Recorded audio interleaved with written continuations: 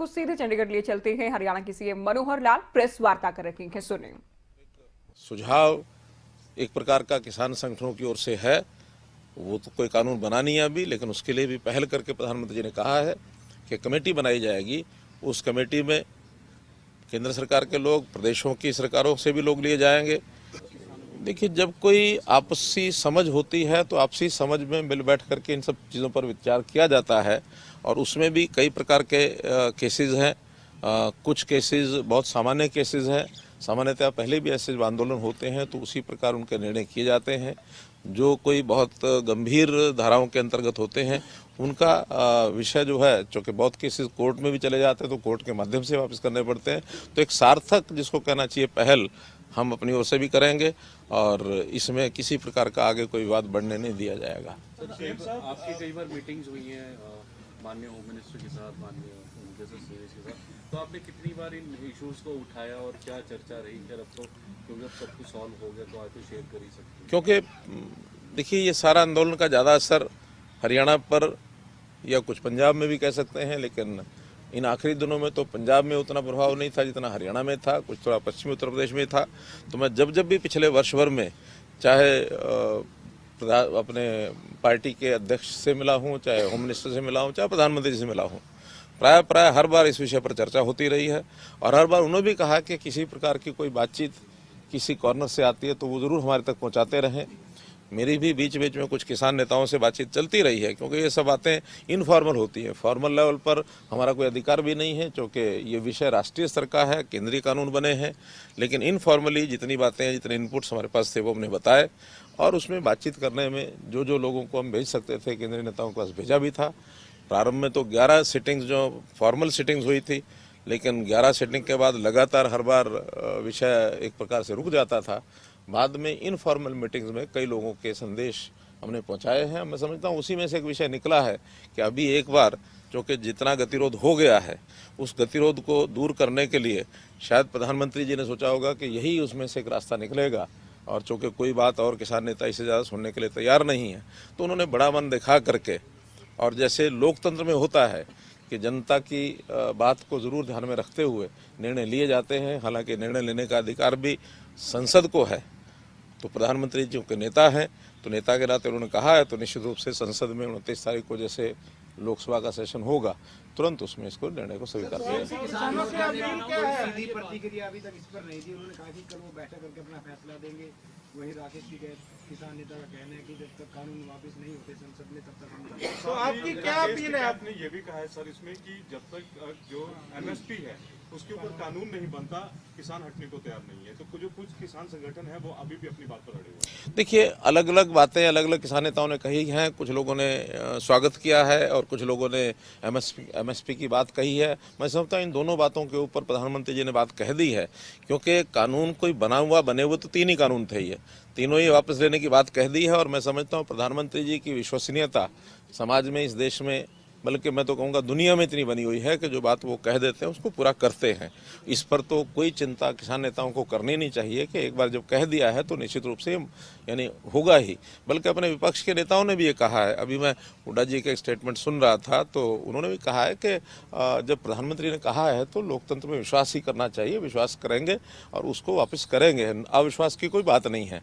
आज भी अगर अविश्वास की भावना प्रधानमंत्री जी के बारे में कोई रखते हैं तो मैं समझता हूँ ये बड़ी भूल है, नहीं करनी चाहिए। क्या अपील है किसानों से? देखिए, ये पॉलिटिकल इस तरीके से नहीं सोचना चाहिए। किसानों के हित में हम हमेशा सोचते हैं, चाहे इन कानूनों के द्वारा लागू होने के बाद जो स्थिति थी वो अजम्पशन यही थे कि किसानों को लाभ होगा। और वैसे भी हमने कभी भी किसान के हित में ही हमेशा जितने कदम उठाए हैं, आप हरियाणा में देख लीजिए, हम लोगों ने पानी है वो टिल तक पहुंचाया है। प्रोक्योरमेंट भी जो है वो ज़्यादातर फसलों की प्रोक्योरमेंट हम करते हैं। जो हरजाना है, जो मानो हरजाना क्या, जो उनका नुकसान होता है, मुआवजा है, उस मुआवजे को भी हमने सारे देश में सबसे ज़्यादा यहाँ रखा हुआ है।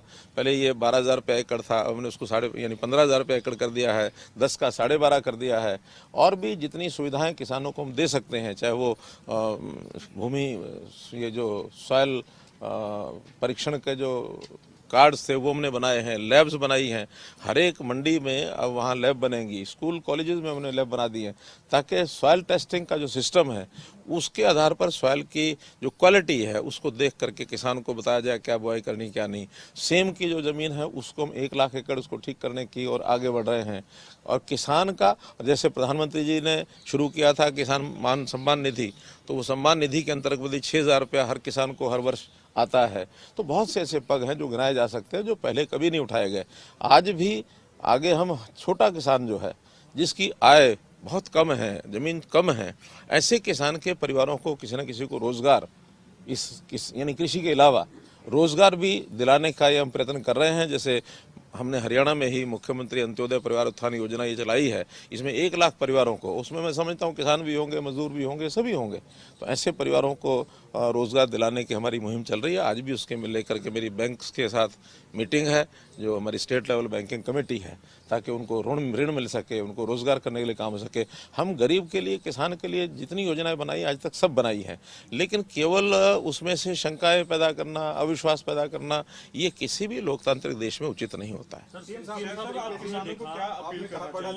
सरकार थी, चाहे केंद्र सरकार की बात करें, राज्य सरकार की बात करें, लगातार कृषि कानूनों के साथ समर्थन में खड़े हुए थे आप लोग। अभय चौटाला ये भी कह रहे हैं कि एक प्रस्ताव हरियाणा विधानसभा में आप लेकर के आए थे, उसे भी वापस कराएंगे, जो कि इनके समर्थन में था। एकाएक ऐसा क्या हुआ कि प्रधानमंत्री सामने आए और वापस ले लिया? पूरी सरकार के जो स्टैंड थे, देखिए ये पिछले बहुत समय से चीज़ें चल रही थी, कहीं ना कहीं कोई ना कोई स्टेप आगे आएगा। और आखिर तो समस्या कोई भी जब होती है उसके समाधान के लिए लोकतंत्र में तरीके होते हैं। उस तरीके में बातचीत का एक तरीका होता है। बातचीत शुरू में फेल हो गई, बाद में फिर लगातार दोनों तरफ से चीज़ें अड़ी रही। अंतोगत्वा पिछले लगभग 2 महीने से मैं कह सकता हूँ कि हमारे गृह मंत्री जी ने भी और प्रधानमंत्री जी ने भी संकेत किया कि समय आने पर सब चीज़ें ठीक हो जाएंगी। अब ये उनका अपना विषय है कि उन्होंने किस दिन उसकी घोषणा करनी और क्या करनी है, जो कि मुखिया वो हैं और केंद्र सरकार के कानून हैं, अधिकार भी उनको है। लेकिन हमने प्रयत्न सब किए और उस प्रयत्नों में से आज ये इस लेवल पर चीज़ पहुंची है।